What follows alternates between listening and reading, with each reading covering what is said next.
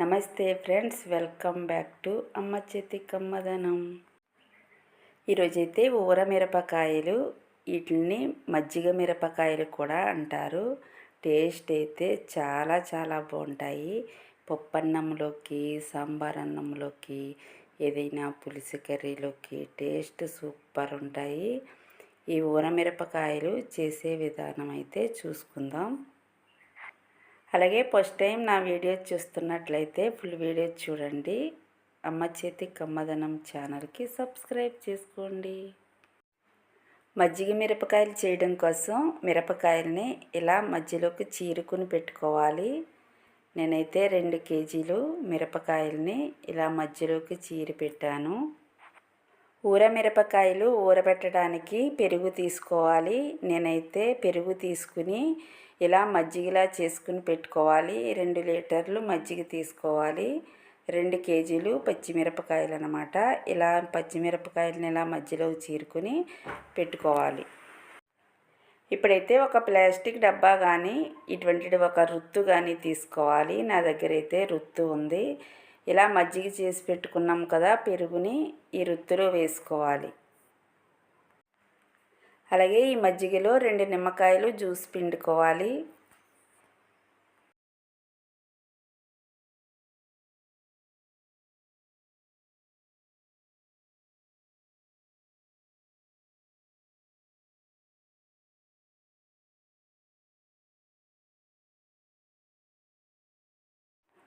ఈ మజ్జిగలో అయితే ఇలా 2 నిమ్మకాయలని జ్యూస్ పిండుకోవాలి. అలాగే 1 స్పూన్ పసుపు వేసుకోవాలి. 2 స్పూన్లు జీలకర్ర వేసుకోవాలి. ఈ మజ్జిగనంతా ఒకసారి మిక్స్ చేసుకోవాలి.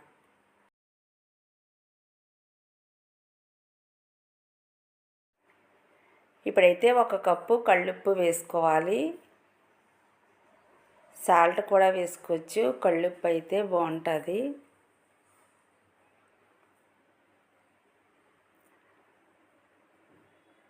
మళ్ళీ ఇదంతా ఒకసారి మిక్స్ చేసుకోవాలి.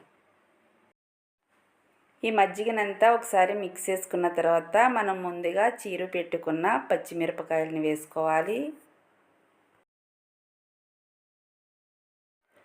ఈ ఊర మిరపకాయలు అయితే టేస్ట్ చాలా బాగుంటాయి. ఇప్పుడు చాలా ఎక్కువ ఎండలు ఉంటున్నాయి కదా, ఇలా ఎండ ఎక్కువ ఉన్నప్పుడే మనం ఊర మిరపకాయలు చేసుకోవాలి. ఈ మజ్జిగలో మిరపకాయలన్నీ వేసేసుకున్న తర్వాత మళ్ళీ ఒకసారి ఈ మిరపకాయలన్నిటిని మిక్స్ చేసుకుని మూత పెట్టుకుని నైట్ అంతా ఊరనివ్వాలి.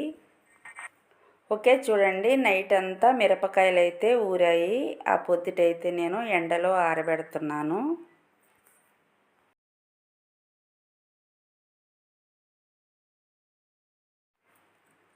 ఇలా ఆరబెట్టుకున్న మిరపకాయలన్నీ ఒక రోజంతా ఆరిన తర్వాత మళ్ళీ అదే మజ్జిగలో వేసుకుని మళ్ళీ ఒక నైట్ అంతా ఊరనివ్వాలి.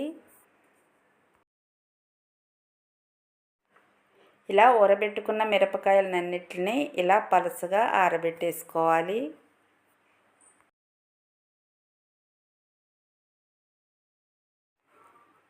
ఈ మిరపకాయలన్నిటిని ఇంకొక నైట్ కూడా మజ్జిగలో ఊరబెట్టాను, మళ్ళీ ఆరబెట్టాను.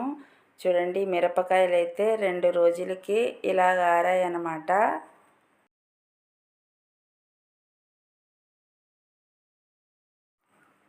ఈ మిరపకాయలన్నీ బాగా ఆరటానికి 5 రోజులు పట్టింది.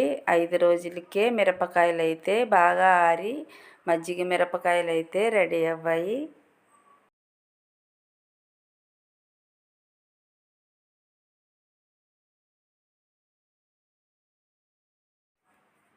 చూడండి, మజ్జిగ మిరపకాయలు అయితే రెడీ అయిపోయి 5 డేస్ పట్టిందనమాట ఈ మిరపకాయలు మంచిగా ఆరడానికి. ఇప్పుడైతే ఈ మిరపకాయలని ఫ్రై చేసేసుకొచ్చనమాట.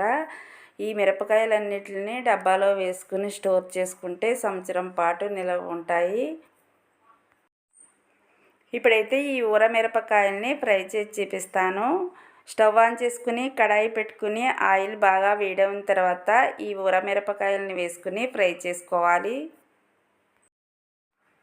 ఈ మజ్జిగ మిరపకాయలు అయితే పప్పన్నంలోకి, సాంబార్ అన్నంలోకి, ఏదైనా పులుసు కర్రీలోకి టేస్ట్ సూపర్ ఉంటాయి. చాలా చాలా బాగుంటాయి ఈ ఊర మిరపకాయలు అయితే. ఓకే అండి, ఊర మిరపకాయలు అయితే రెడీ అయిపోయి. అలాగే మా రెసిపీస్ మీకు నచ్చినట్లయితే అమ్మ చేతి కమ్మదనం ఛానల్కి సబ్స్క్రైబ్ చేసుకోండి.